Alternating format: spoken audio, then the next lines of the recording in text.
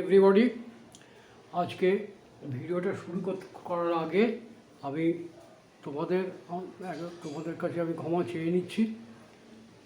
16/29 ভিডিওতে গতকাল যে 16/29 ভিডিওটা করা হয়েছিল, সেই ভিডিওতে আমি লিখতে গিয়ে 3টে ভুল করে ফেলেছি। পরে যখন ভিডিওটা চালিয়ে দেখলাম 3টে ভুল আমার চোখে পড়েছে। এই ভুলটা মূলত হয়েছে স্লিপ অফ দ্য পেন, লিখতে গিয়ে ভুল হয়েছে। তবু এরকম ভুল হওয়া বাঞ্ছনীয় নয়, আমি ভুলটা কারেক্ট করে দিচ্ছি। এরকম মাঝে মাঝে আমার এই ভুলগুলো হচ্ছে। এনিওয়ে দেখো, অকেশন লিখতে গিয়ে আমি COCCATION লিখেছিলাম। এটা TION হয় না, এটা SION হয়। এটা ভুল বানান। ঠিক বানান যেটা হবে সেটা হচ্ছে OCCASION। পারচেজ লিখতে গিয়েও যেহেতু আমার বহুদিন লেখার অভ্যাস নেই, লিখি না বহুদিন, সেই জন্যই আমার এই ভুলগুলো হয়ে যাচ্ছে মাঝে মাঝে। পারচেজ এখানে জি হয় না, PURCHACD হয়। PURCHACD, এটা হচ্ছে পারচেজের বানান। আরেকটা, রিগার্ডিং লিখতে গিয়ে আমি জিটা ফুল করে অমিট করে গেছিলাম, সেখানে আমি রিগার্ডিং, REGARDING। প্লিজ এগুলো কারেক্ট করে নাও। আচ্ছা, আজকে আমি যে প্রিপোজিশন সম্পর্কে বলবো সেই প্রিপোজিশনটা হচ্ছে ফর। ফরের প্রথমে কতগুলো প্রাইমারি ব্যবহার দেখা যায়। ফর প্রাইমারিলি আমরা ফর যে কারণে ব্যবহার করে থাকি। একটা ব্যবহার করি উদ্দেশ্য বোঝাতে। উদ্দেশ্য বোঝাতে আমরা ফর ব্যবহার করি। যেমন মানে কোনটা কিসের জন্য রয়েছে, কোন উদ্দেশ্যে রাখা হয়েছে, এইগুলো বোঝাতে আমরা ফর ব্যবহার করি। যেমন গাড়িতে দেখেছো যে সিনিয়র সিটিজেনদের জন্য একটা সিট আলাদা করে রাখা হয়। তাহলে আমরা যদি বলি যে এই সিটটি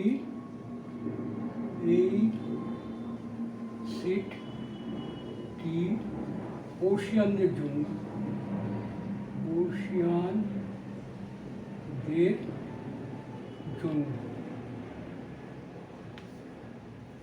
বর্ষিয়ানদের বলতে ফর এজেডও বলতে পারো, অথবা সিনিয়র সিটিজেনও বলতে পারো। তাহলে এই সিটটি বর্ষিয়ানদের জন্য, এই সিটটি দিস সিট। দেখো এখানে একটা জিনিস খেয়াল রেখো, সিটের দুটো বানানো আছে, একটা হচ্ছে ACAT আর একটা হচ্ছে SIT। এই সিট মানে হচ্ছে বসা, আর এই সিট মানে হচ্ছে আসন। এই দুটো বানান আমাদের খেয়াল করে রাখতে হবে। বসা ইংরেজি হচ্ছে সিট, এর পাস্ট টেন্স হচ্ছে স্যাট, পাস্ট পার্টিসিপল হচ্ছে স্যাট। আর এই সিটটা হচ্ছে আসন, এটা হচ্ছে নাউন, এর কোনো চেঞ্জ হয় না। এই ভার্ব যেহেতু ভার্ব নয়, সুতরাং V1 V2 V3 প্রশ্নই ওঠে না। তাহলে this seat is for the aged. এই একটা বলতে পারো বর্ষিয়ানদের জন্য। আর কি বলতে পারো, ফর দি এজেড না বলে তুমি লিখতে পারো ফর সিনিয়র সিটিজেন।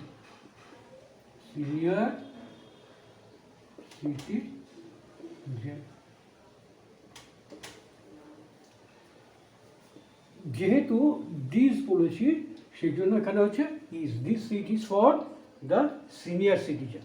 হয়ে গেল একটা। একটা ফর উদ্দেশ্য হতে পারে। আরেকটা হতে পারে, ধরো একটা বই, বড়দের একরকম বই থাকে, ছোটদের একরকম বই থাকে। বড়দের জন্য নভেল থাকে, ছোটদের জন্য কমিকের বই থাকে, এরকম বই থাকে। তাহলে যদি বলি এই বইটি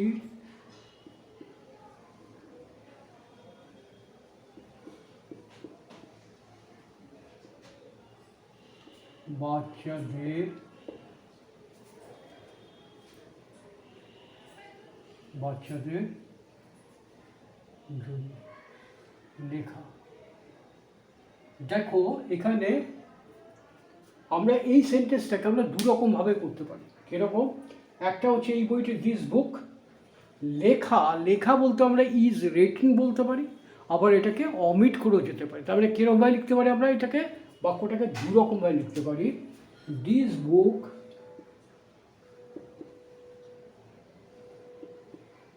is for the kids.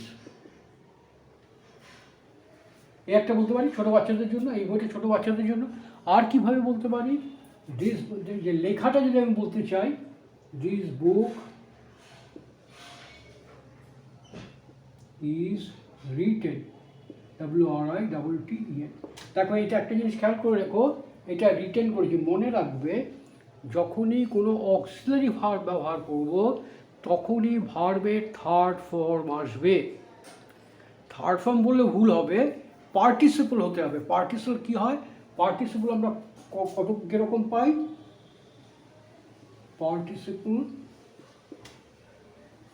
Participle আমরা দুরকম পাই।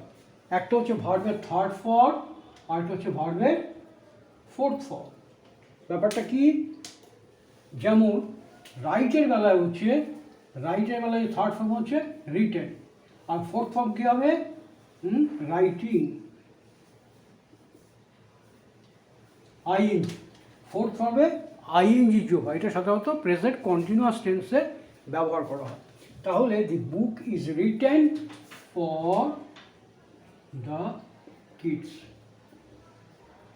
তাহলে এই সেন্টেন্সটা আমরা দুরকমভাবে করতে পারি, this book is for the kids বা ফর কিডস, দি নাও দিতে পারো, the book is for kids, অথবা this book is written for the kids.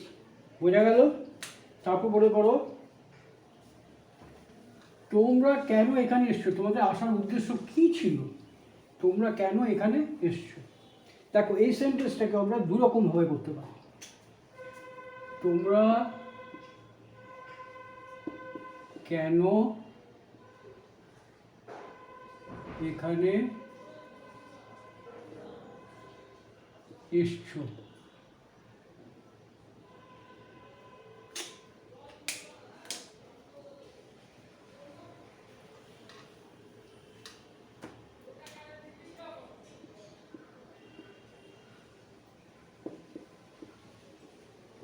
কেন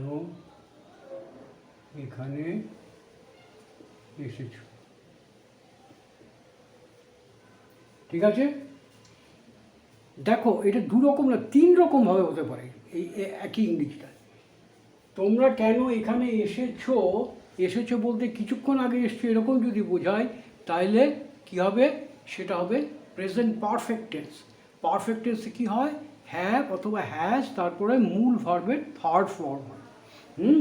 আচ্ছা, আরেকটা কী হতে পারে, তোমরা এখানে কেন এসেছো, এটা যদি আমি অতীতের দিকে নির্দেশ করি, ধরো তুমি কেউ আমাদের বাড়িতে কালকে এসছে, আমি আজকে জিজ্ঞাসা করছি তুমি এখানে কেন এসছো, সেক্ষেত্রে হবে পাস্ট ইনডেফিনাইট। এইবার ধরো যদি পাস্ট ইনডেফিনাইট করি, তাহলে ইংরেজিটা হবে কি, ওয়াই এসেছো। আগে পাস্ট ইনডেফিনাইট যদি ধরি, তাহলে why did you come here.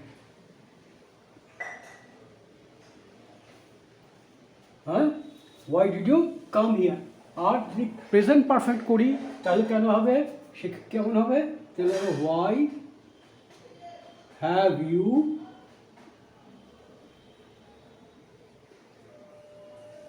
Come here. এই দুরকমভাবে আমরা করতে পারি। এইবার প্রশ্ন হচ্ছে, উদ্দেশ্য বোঝাতে ফর ব্যবহার করি, এখানে তো ফর ব্যবহার করা হয়নি। যদি ফর আমাকে ব্যবহার করতে হয়, তাহলে যেটা হবে সেটা হবে এই জায়গাটায়, এই যে হোয়াট, ওয়াইটা এখানে আমরা লিখব what. What did you come here, কিসের জন্য, for. Why did you come here for, অথবা why did you come for, তুমি কেন এসছো। এখানেও তাই হবে, তোমার এখানে ওয়াই এর জায়গায় কী হবে, what have you come here for.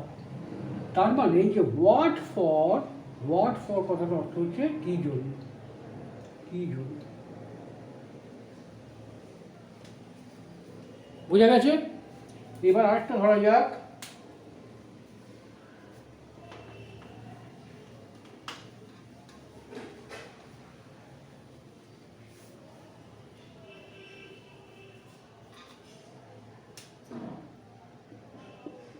তিনি আমার কাছে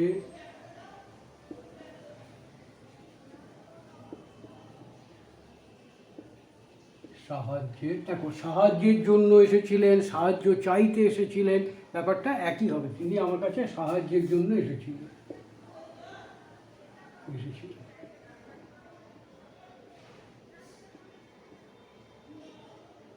এসেছিলেন, ইলে থাকলে কি হয়, পাস্ট টেন্স হয়। ইলে, ইলো, ইলাম, তাহলে তিনি আমার কাছে সাহায্যের জন্য এসেছিলেন, এটা কি করবো আমরা, পাস্ট ইনডিফিনাইট করবো।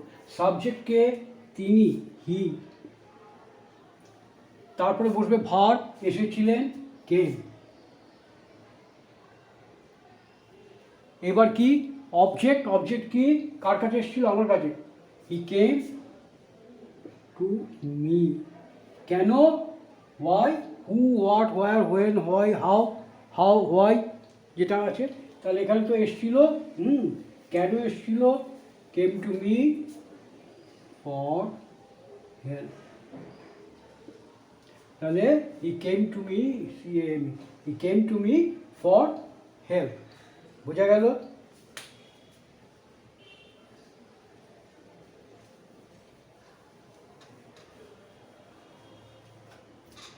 স্বাস্থ্যের জন্য তোমার একজন ডাক্তারের সঙ্গে পরামর্শ করা উচিত, বা স্বাস্থ্যের ব্যাপারে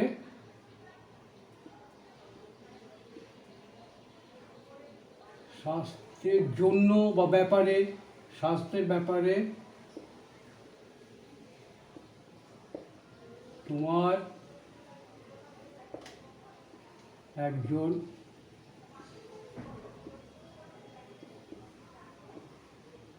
ডাক্তারের পরামর্শ করা উচিত, পরামর্শ দরকার, একই জিনিস হবে। স্বাস্থ্যের ব্যাপারে তোমার একজন ডাক্তারের পরামর্শ দরকার যদি বলি, সেটা লেখার সময় ইংরেজিটা একই রকম হবে, পরামর্শ দরকার। পরামর্শ দরকার মানে তোমার পরামর্শ করা উচিত। তাহলে আমরা কি লিখব, স্বাস্থ্যের ব্যাপারে তোমার একজন ডাক্তারের পরামর্শ করা উচিত। এখানে সাবজেক্টকে তোমার, মানে তুমি কি উচিত, দরকার বা পরামর্শ, তাহলে কি হবে, তোমার উচিত, you should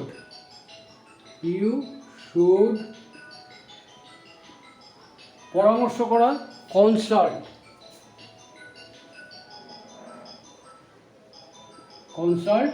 K object, a doctor, you should consult a doctor, তোমার স্বাস্থ্যের ব্যাপারে, ফর ইউর হেলথ।